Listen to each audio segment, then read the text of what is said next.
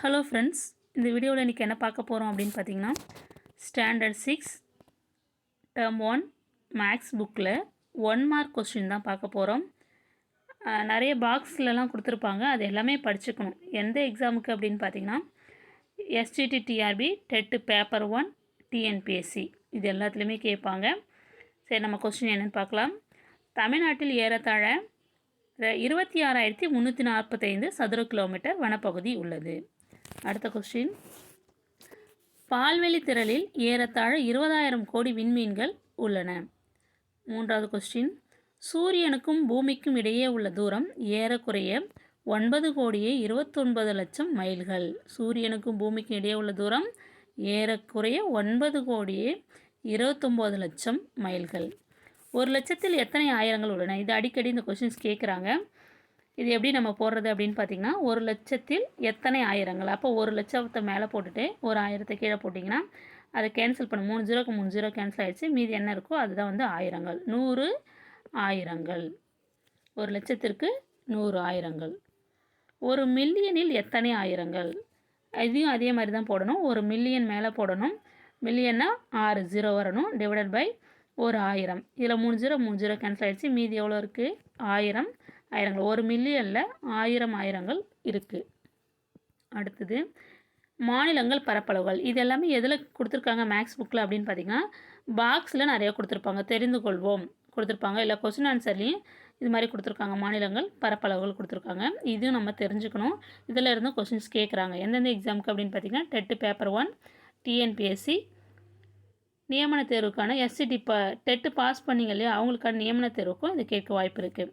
தமிழ்நாடு அவற்றின் பரப்பளவுகள் பார்த்தீங்கன்னா 1,30,58 சதுர கிலோமீட்டர். கேரளாவின் பரப்பளவு 38,863.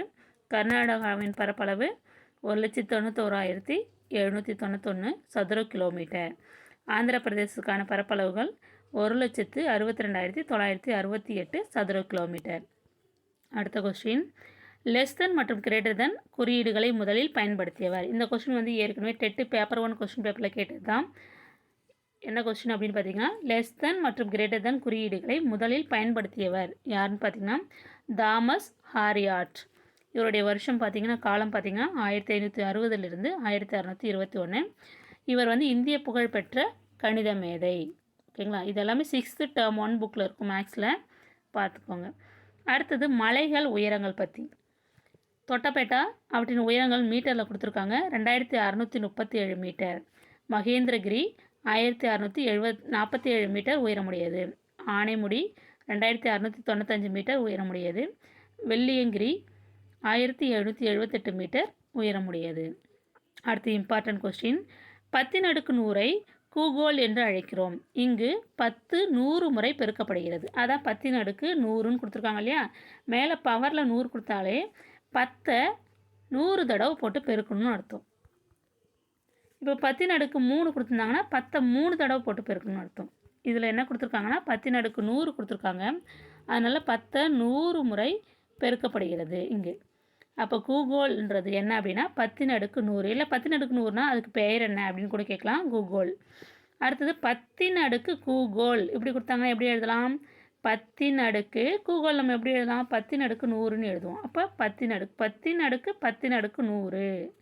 இந்த கூகோலுக்கு பதிலாக 10^100ன்னு இந்த இடத்துல எழுதுகிறோம். ஓகேங்களா?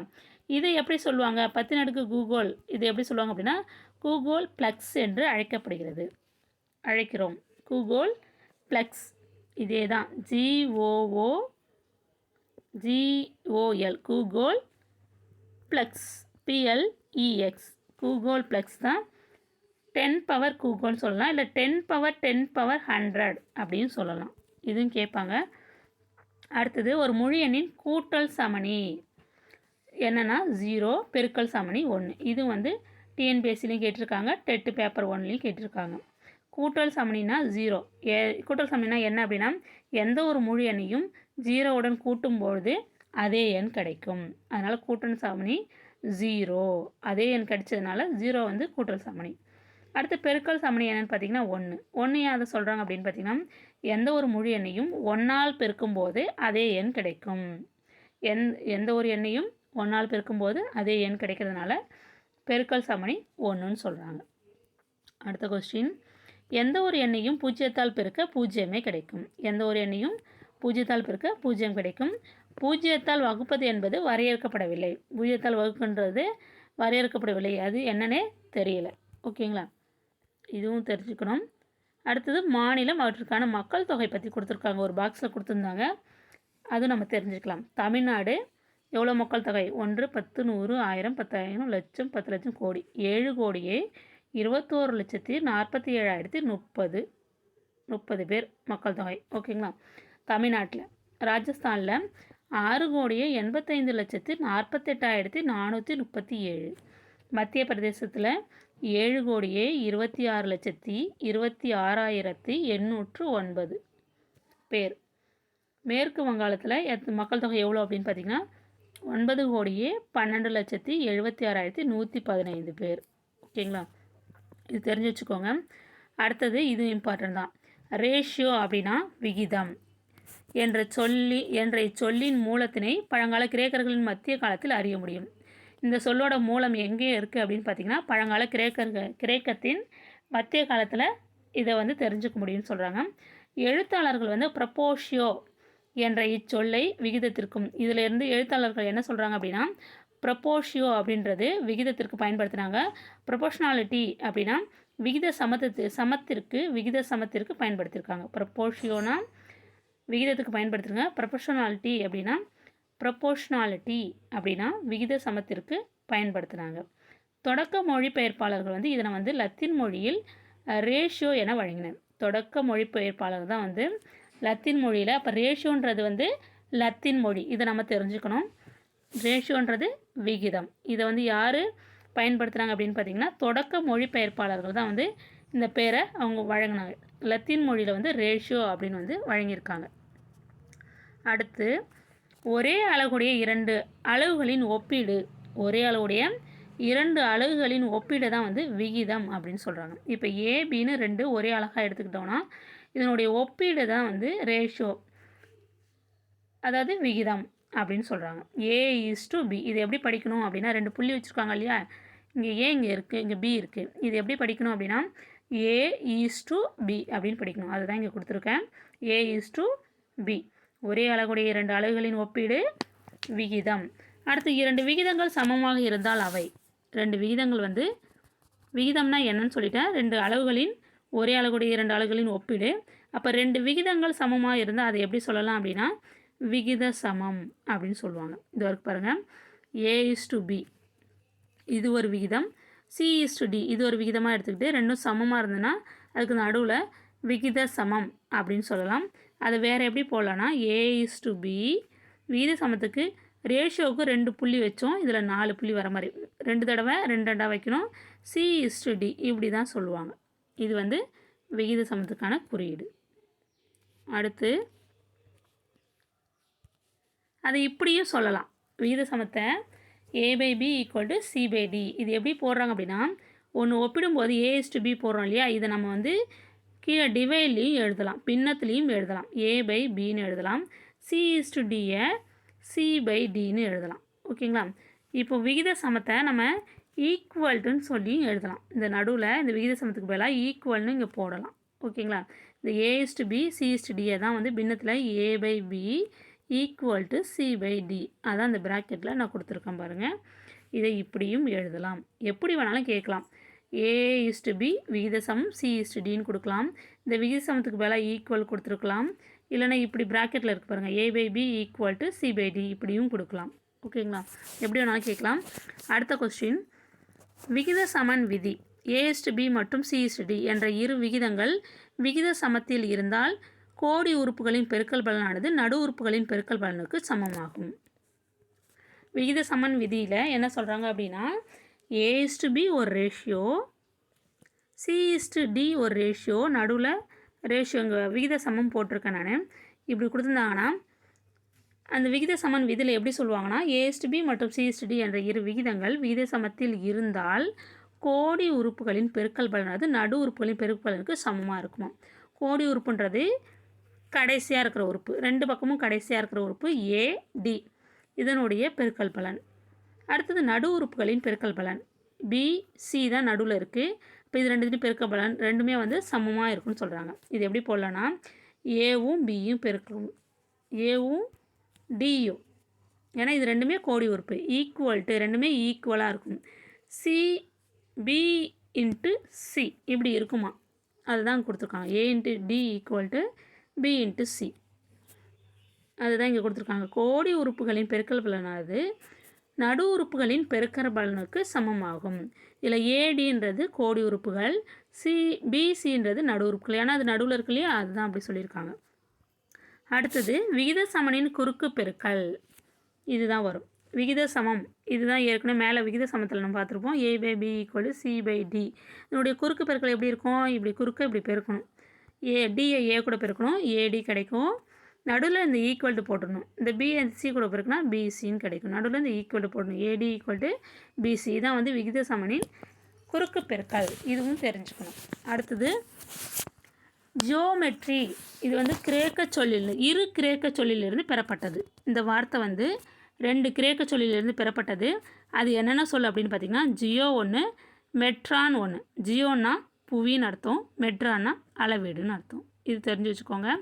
ஜியோமெட்ரின்றது கிரேக்க சொல், 2 சொற்களிலிருந்து பெறப்பட்டது. இரு கிரேக்க சொல்லிலிருந்து பெறப்பட்டது.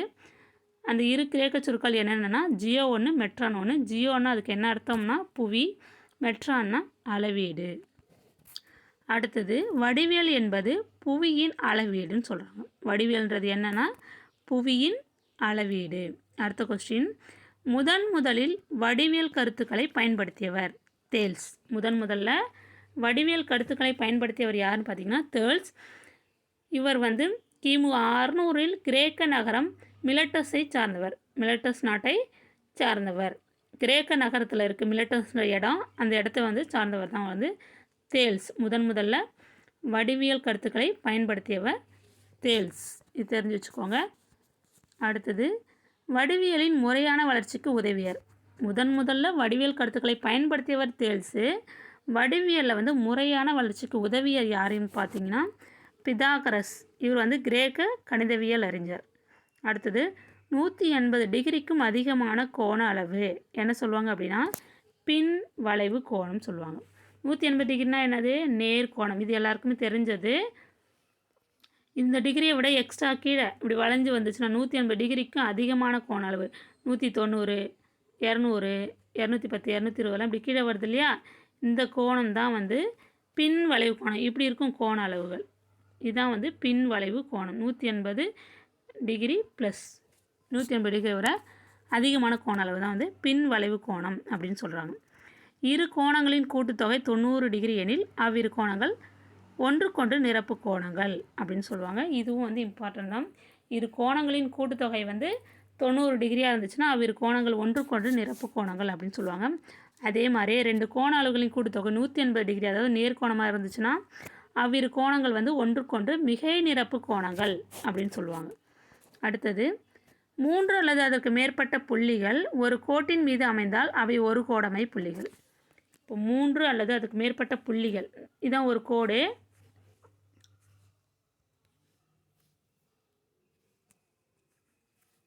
இதில் புள்ளிகள் வரும், 3 புள்ளிகள், அதுக்கு மேலேயும் புள்ளி இப்படி வச்சிட்டோம் அப்படின்னா இது எல்லாமே ஒரு கோட்டில் அமைஞ்சதுன்னா அந்த கோடுகளை என்ன சொல்லுவோம், அந்த புள்ளிகளை என்ன சொல்லுவோம் அப்படின்னா ஒரு கோடமை புள்ளிகள் அப்படின்னு சொல்லுவோம். அடுத்த கொஸ்டின், 2 கோடுகள் ஒன்றையொன்று 90 டிகிரி கோண அளவில் வெட்டி கொண்டால் அக்கோடுகள் செங்குத்து கோடுகள்.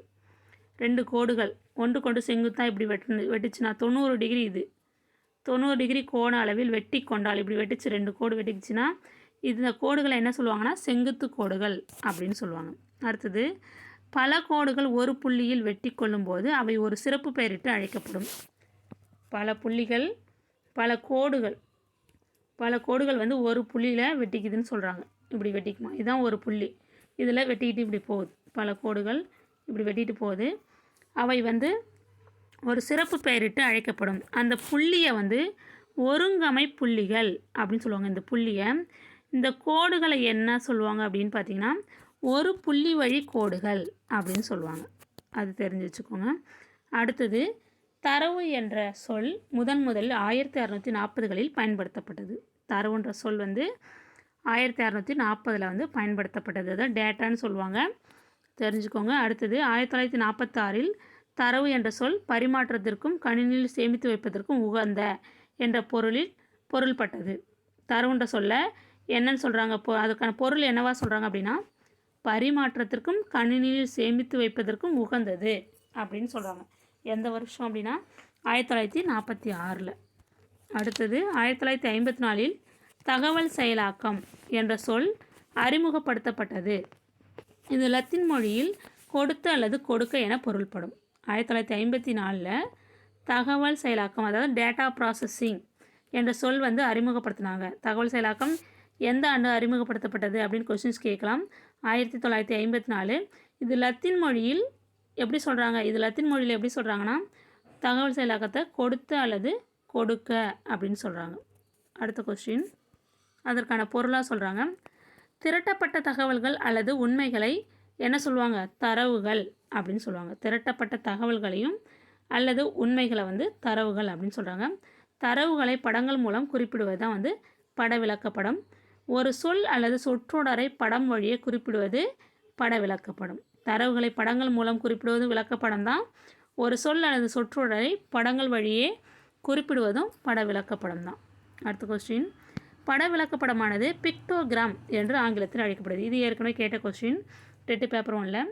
பட விளக்கப்படமானது பிக்டோகிராம் என்று ஆங்கிலத்தில் வந்து சொல்கிறாங்க.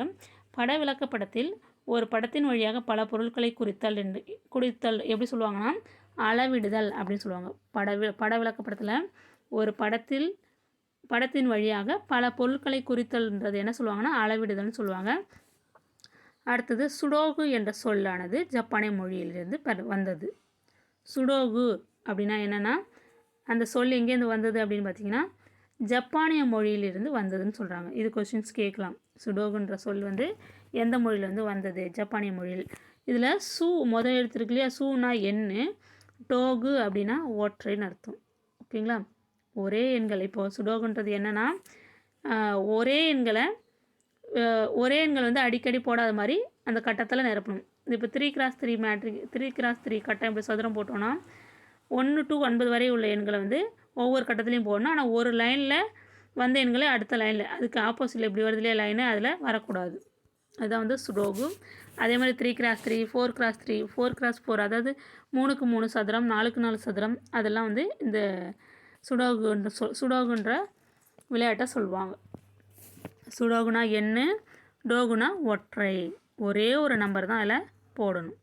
அடுத்தது நவீன சுடோகுவை கண்டறிந்தவர் ஹாவர்ட் கார்ன்ஸ். நவீன சுடோகுவை கண்டறிந்தவர். இதில் 4 பேரை 3 பேரை நம்ம பார்த்துருப்போம். நவீன சுடோகுவை கண்டறிந்தவர் பார்த்துருப்போம். அப்புறம் லெஸ் தென் கிரேட்டர் தென் அதை சொன்னவர் முதல்ல சொன்னவர். அடுத்து வடிவேல் கருத்துக்களை சொன்னவர். அடுத்து வடிவேலின் அதிகமான வளர்ச்சிக்கு உதவியர் பிதாகரஸ், அவரை பற்றி வந்து இதில் சொல்லியிருப்போம். இது 4 தான் இதில் இம்பார்ட்டன்ட். மற்ற இதுவும் இம்பார்ட்டன்ட் தான், எது வேணாலும் கேட்கலாம். இது எல்லாமே பாக்ஸில் இருக்கிற கொஸ்டின்ஸ், முக்கியமான 1 மார்க் கொஸ்டின். இது இல்லாமல் வேறு என்னெல்லாம் படிக்கணும் அப்படின்னு பார்த்தீங்கன்னா எல்லா பயிற்சியில் இருக்கக்கூடிய பயிற்சி கணக்குகளில் 1 மார்க் கொஸ்டின்ஸ் இருக்கும். அது இல்லாமல் புறவய வினாக்கள்னு கொடுத்துருப்பாங்க, அதையும் படிக்கணும். ஏன்னா அதுலேருந்து கொஸ்டின்ஸ் கேட்குறாங்க. எல்லாமே படிச்சுக்கோங்க. சம்மும் எடுத்துக்காட்டு சம்மும் போட்டு பார்த்துட்டு போங்க. இந்த SCT எக்ஸாமில் இதுலேருந்து நிறையா கொஸ்டின்ஸ் வந்து கேட்பாங்க. லைன் பை லைன் தான் நீங்கள் படித்தாகணும். ஓகேங்களா, இந்த வீடியோ உங்களுக்கு பயனுள்ளதாக இருக்கணும்னு நம்புகிறேன். Thank you friends.